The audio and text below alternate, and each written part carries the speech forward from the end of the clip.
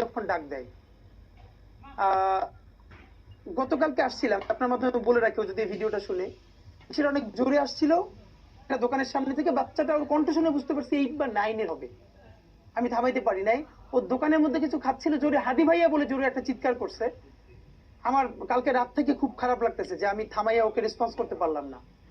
আমার ডাকটা শুনে মনে হয়েছে যে ও এত আপন কাউরে এরকম করে ডাকছে, এটা তো আপনি পয়সা দিয়ে পাবেন না।